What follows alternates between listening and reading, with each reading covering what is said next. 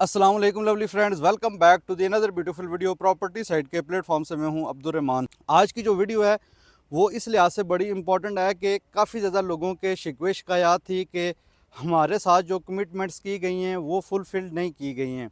हमें ए south block में एक अलॉटमेंट सर्टिफिकेट पहले इशू किया गया, कॉस्ट ऑफ लैंड जब हमने फुल पे की, और जब हमने डेवलपमेंट चार्जेस नहीं पे किए तो वो हमारी जो प्लॉट नंबर की अलॉटमेंट थी वो कैंसिल करके जिस बंदे ने डेवलपमेंट चार्जेस फुल पे किए उसको अलॉट कर दी गई है। तो ये सोसाइटी ने मिस कमिटमेंट किया हमारे साथ कि उन्होंने हमारा जो अलॉटमेंट था वो उन्होंने कैंसिल करके दूसरे बंदे को कैसे अलॉट कर दिया। सोसाइटी की जो कमिटमेंट थे वो पूरी नहीं हुई।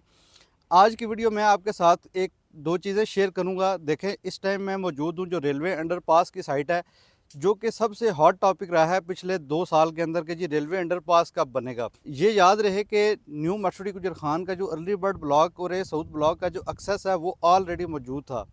उससे बिल्कुल ही कुछ फासले के ऊपर इंफ्रास्ट्रक्चर के अंदर एक और अंडरपास शामिल किया गया, जिसको डे फर्स्ट से उन्होंने बताया कि यहाँ पे हम अंडरपास बनाएंगे।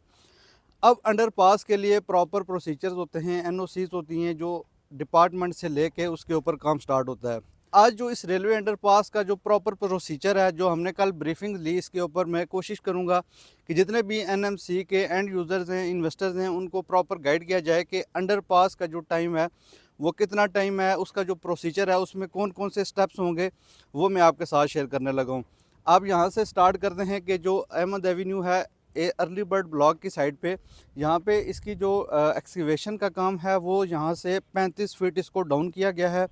और यहाँ पे सबसे पहले एक टेस्ट पाइल यहाँ पे इंस्टॉल की गई थी, जिसके ऊपर 1440 टन का वज़न डाला गया, वो सामने आप देख सकते हैं। और इसके बाद इसका जो सैंपल था, कंक्रीट सैंपल, इसको यूईटी टेक्सला भेजा गया, और उसका जो टेस्ट सैंपल है वो पास होने के बाद, लोड बेरिंग टेस्ट पास होने के बाद, नेक्स्ट प्रोसेस जो है वो रेलवे डाइवर्जन का स्टार्ट हुआ।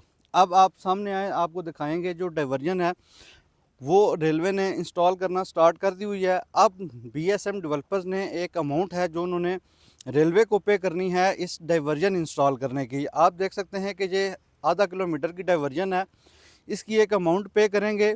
उसके बाद ये ट्रैक जो है ये डाइवर्ट हो के ये जो अंडरपास वाली जगह है ये बीएसएम डेवलपर के हवाले कर दी जाएगी। अब इस जो अंडरपास का लेआउट प्लान है इसमें 21 पाइल्स हैं, और यहाँ पे आप बैक साइड पे देख सकते हैं गार्डर्स यहाँ पे तैयार किए जा रहे हैं।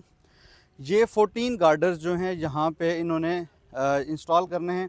आपके सामने इस टाइम 2 गार्डर्स जो हैं वो कंप्लीट हो चुके हुए हैं, एक की शटरिंग कंप्लीट हुई है, एक का स्टील वर्क कंप्लीट हो चुका हुआ है। और आगे आएँ तो इनकी बेसिस जो हैं वो तैयार की गई हैं, क्योंकि इसका जो प्रोसेस है वो ये है कि इसको कंक्रीट फिल अप करने के बाद, जैसे आप घर का लेंटर डालते हैं तो वहाँ पे 7 दिन पानी डालना होता है। 7 दिन पानी लगाने के बाद हम 14 दिन के बाद उसकी जो शटरिंग है वो ओपन करते हैं, ताकि जो सीमेंट है वो अपनी स्ट्रेंथ पकड़ ले। लेकिन यहाँ पे 460 टन इसके ऊपर वज़न जाएगा गार्डर के ऊपर। तो इसकी रिक्वायरमेंट ये है कि एक गार्डर जिसकी फिलिंग हो जाए उसको पानी लगाने के बाद 28 दिन इसको यहाँ पे पड़े रहना है। जो गार्डर 28 दिन तक रेडी हो चुका होगा उसको यहाँ से ये मूव करके वहाँ पे इंस्टॉल करेंगे। अब हम आगे जाते हैं, जो रेलवे अंडरपास की लोकेशन है वहाँ से मैं आपको बताता हूँ कि यहाँ पे पाइल्स कहाँ पे आनी है, इसका फ्रेम क्या होगा और इसमें मज़ीद टाइम कितना लगेगा। आए चलते हैं दूसरी साइड के ऊपर। इस टाइम मैं मौजूद हूँ जो अंडरपास का मिड पॉइंट बनेगा, क्योंकि कल इस प्रोजेक्ट के प्रोजेक्ट मैनेजर हमारे साथ थे राव अब्दुल खालिक साहब, जो कि प्रीवियस 3 अंडरपासिस को कंटिन्यू करके आ चुके हुए हैं। तो क्योंकि यहाँ पे एक बड़ा इदारा है रेलवे, जिसके यहाँ पे एक मेन स्ट्रीम रूट है उसके ऊपर अंडरपास बनना है, तो जो बंदा इसका प्रोजेक्ट मैनेजर होगा उसको भी एक्सपीरियंस होना चाहिए। तो राव अब्दुल खालिक साहब हमारे साथ मौजूद थे, उन्होंने हमें ब्रीफ किया कि यहाँ पे पाइल्स कहाँ पे आएंगी, जो गार्डर हम बना रहे हैं वो कहाँ कहाँ इंस्टॉल होंगे। तो मैं इस टाइम मिड पॉइंट पे खड़ा हूँ, आप ये देख सकते हैं। यहाँ पे आपको डिमार्केशन के निशान भी नज़र आ रहे होंगे। यहाँ से पायल स्टार्ट होगी, पहली पायल आपकी यहाँ से स्टार्ट होगी, और इसी तरह 1 से 7 पायल जो है ये मिडल में होंगी। इसी तरह 7 पायल जो हैं वो आपकी रोड के उस साइड पे होंगी। फिर दूसरी रोड के इस साइड पे जो हमारी यहाँ से राइट साइड बन रही है वो आप देख सकते हैं, निशान लगे हुए हैं। 7 पायल्स वहाँ पे होंगी, और जो गार्डर्स 14 गार्डर्स हैं, 7 गार्डर्स एक साइड पे आएंगे, फिर 7 गार्डर्स दूसरी साइड पे आएंगे। जैसा कि आप सबको पता है कि रेलवे का जो प्रपोज्ड प्लान है वो रेलवे ट्रैक को डबल करने जा रहे हैं। तो जो भी अब नया अंडरपास बन रहा है उसके ऊपर 2 ट्रैक्स बनाए जा रहे हैं। तो यहाँ पे भी आपके 2 ट्रैक्स बनेंगे। जैसे कि आप यहाँ से डिफरेंस भी देख सकते हैं कि एक ट्रैक और दूसरे ट्रैक के अंदर डिफरेंस है, काफ़ी लंबा एरिया बन रहा है। तो यहाँ पे 2 ट्रैक्स का यहाँ पे उन्होंने एनओसी दिया है। यहाँ पे जो अंडरपास बनेगा वो 2 ट्रैक्स के लिए बनेगा। उसके बाद यहाँ से ये आपका अंडरपास ए साउथ ब्लॉक में जाएगा। और अब इसका जो टाइम पीरियड है वो कितना है, वो ये है कि जिस दिन आपकी एक्सटेंशन ऑपरेशनल हो जाएगी, एक बिल रह गया है जो रेलवे का क्लियर होना है, उसके बाद रेलवे ने एक्सटेंशन ऑपरेशनल करनी है और ट्रेन को रीरूट कर देना है। अब चूंकि ट्रेन यहाँ पे 15 की स्पीड पे स्लो होगी, फिर दोबारा एक्सेलरेट करेगी, तो उसमें फ्यूल कंजप्शन ज़्यादा होगी। तो पर ट्रेन के हिसाब से भी रेलवे चार्ज करेगा कि दिन की जितनी भी ट्रेन यहाँ से अप जाएंगी डाउन आएंगी वो सारी के सारी पर ट्रेन के हिसाब से चार्जिंग होगी। तो हमने प्रोजेक्ट मैनेजर से पूछा कि इसकी कंप्लीशन टाइम कितना है, तो उन्होंने कहा कि जिस दिन ये एक्सटेंशन हमारे हैंड ओवर होगी, एक्सटेंशन ऑपरेशनल हो जाएगी, यहाँ से हम पटड़ी जो है वो उखाड़ देंगे, उसके बाद हमने 90 डेज़ के अंदर इसको ऑपरेशनल करना है। क्योंकि पर डे के हिसाब से भी चार्जेस लग रहे होंगे, तो हमारी कोशिश है कि इसको विद इन 90 डेज़ जो है इसको कंप्लीट करें। अब एक आपका एक्सपेंस ये हो गया। उसके बाद ये आप देख सकते हैं कि यहाँ से ए साउथ ब्लॉक में इधर से ट्रफालगर स्क्वायर तक जितना भी इसकी एक्सीवेशन है, जो इसका डाउन है, इसके साथ साथ जितनी भी मिट्टी है उसको इन्होंने यहाँ पे रिटेनिंग वॉल भी लगानी है ताकि ये जितनी भी साइड हैं ये सेव हो सकें। अब आप देख सकते हैं कि इसकी जो लागत आ रही है वो तकरीबन 1.25 अरब के करीब आ रही है एक अंडरपास की।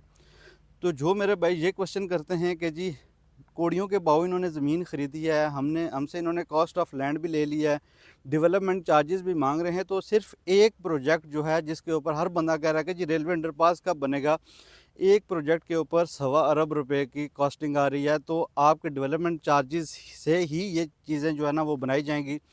सबसे बड़ी इस रीजन की मस्जिद बन रही है, ग्लो पार्क पाकिस्तान का सबसे बड़ा बना है, हॉस्पिटल 120 बेड का यहाँ पे बहुत ही खूबसूरत बना रहे हैं।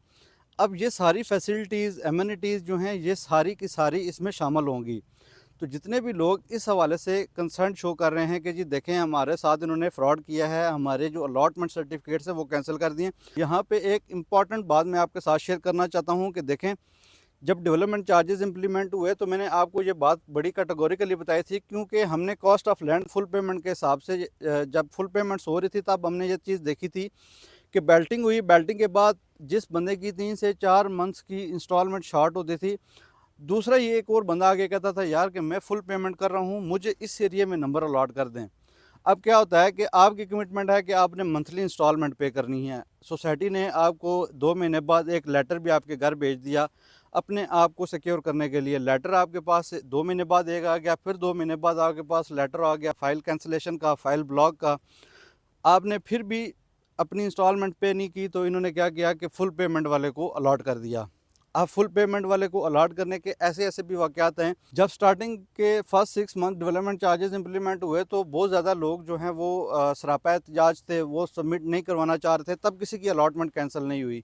लेकिन अब फिर से वही सिनेरियो शुरू हो गया कि एक बंदा 4-6 महीने या 1 साल से डेवलपमेंट चार्जेस नहीं दे रहा, मल्टीपल नोटिस उसको पहुंच चुके हुए हैं, और दूसरा उसका भाई आके कहता है जी मैं फुल पेड करता हूं, मुझे ये वाला एरिया में प्लॉट दे दें। अब सोसाइटी ने आपको नोटिस भी भेज दिए हैं फाइल ब्लॉक के, फाइल कैंसिलेशन के।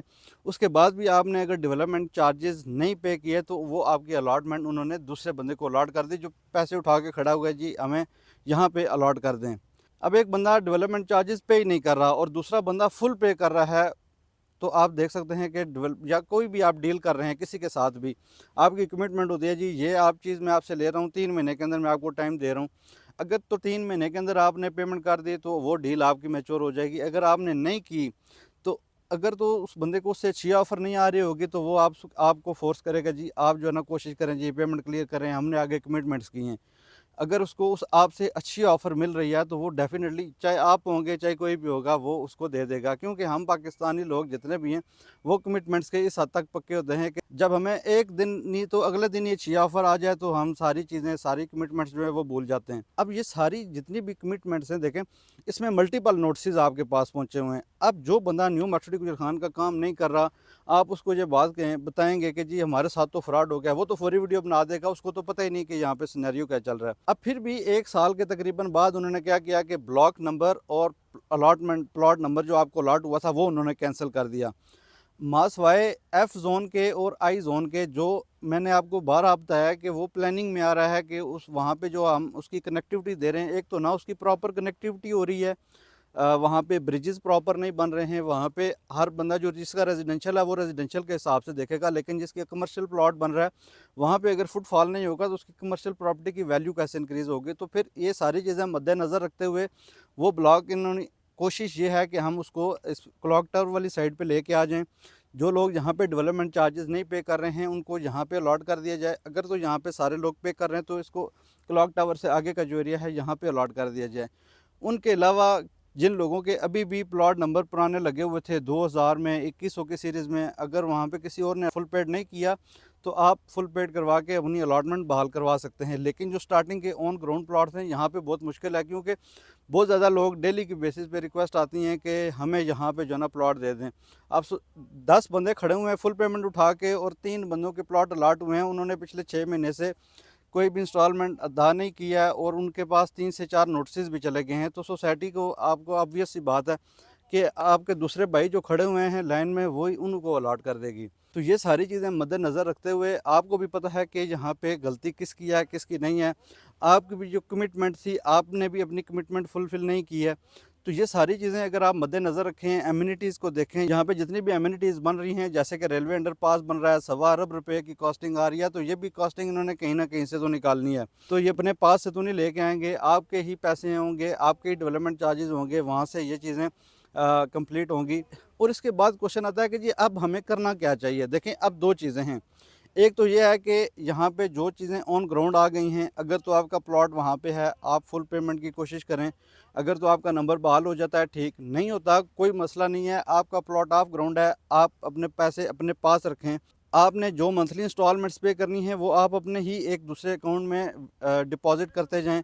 जब एक हैंडसम अमाउंट हो जाएगी, हो सकता है यहाँ पे कोई एक और डील आ जाए, ए साउथ ब्लॉक में आ जाए, बी ब्लॉक के स्टार्टिंग में ऑन ग्राउंड प्लॉट्स की डील आ जाए, तो आपके पास जब कैश इन हैंड होगी तो आपके पास एक ऑप्शन होगा कि आप अपने इन्वेस्टमेंट को सिक्योर कर सकते हैं।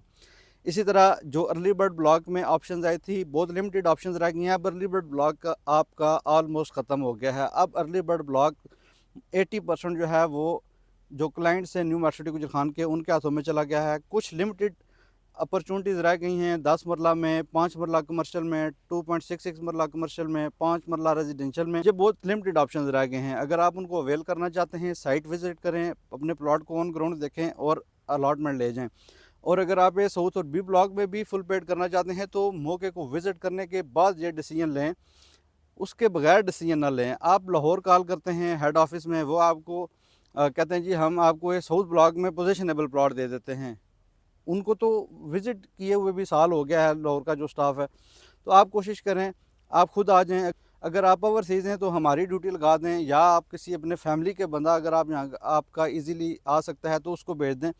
अपनी इन्वेस्टमेंट को अपनी एहतियात के साथ सिक्योर करके चलें। न्यू मर्सिडीज़ गुजरखान के हवाले से आपकी किसी भी किस्म की क्वीरीज़ हों, आपको किसी भी किस्म की सर्विसेज चाहिए हों, या आपको किसी भी किस्म की इन्फॉर्मेशन चाहिए हो, ऑन स्क्रीन नंबर पर हमारे साथ रब्ता कर सकते हैं, हमारा साइट ऑफिस विज़िट कर सकते हैं।